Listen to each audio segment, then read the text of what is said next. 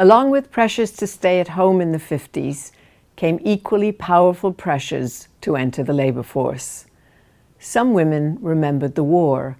They talked about how good it had felt to have money in one's pocket, not to be dependent on someone else, not to ask permission for how to spend that money. The sense of a possible, even if elusive, independence remained present in the minds of millions of women who had done their bit in the war and were now confined to rearing children. Those who had worked in the war also remembered what it was like to have a satisfying and saleable skill. They recalled fondly their roles in producing a metal object that became a part of a boat or a missile. These memories encouraged women to think about useful activities outside the household. Fantasies of returning to work expanded with new job options.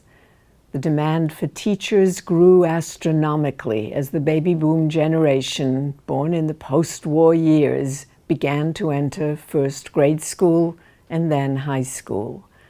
Classroom size expanded, and administrators begged women who had previously been at home to retrain as teachers. States set up training programs to entice women with grown children, or without them, to enter the labor force.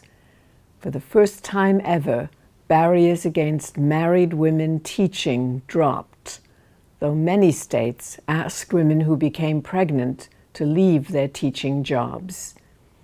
Training for jobs in healthcare, including nursing and medical technicians, expanded as well.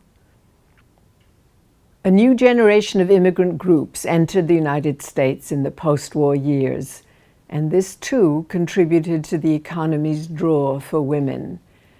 The U.S. lifted its long-standing ban on Asian immigration in 1942, encouraging immigrants from China and Southeast Asia, who often included women with advanced medical and healthcare training.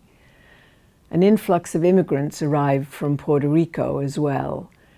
To gain access to the American standard of living and its consumer goods, new families routinely sent men and women, fathers and mothers, out to work. Their joint contributions fueled the consumer revolution of the 1950s. Policy planners who believed women to be crucial national resources tried to encourage women to go to work in defiance of the mandates of the domestic code. Community colleges, earlier akin to finishing schools, made use of federal money to offer job training in early childhood education as well as office skills. Frida Miller, who served as director of the Women's Bureau of the Department of Labor until 1953, when she was replaced by Eisenhower appointee Alice Leopold, noted the critical shortages among stenographers, secretaries, and medical aides. In response, she advocated job training programs for office work and nursing.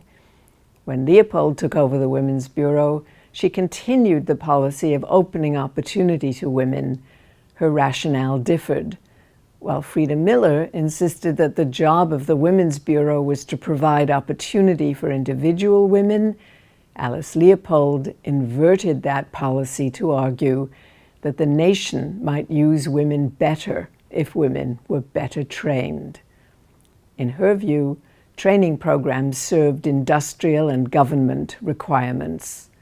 The upshot was the same: more training for women.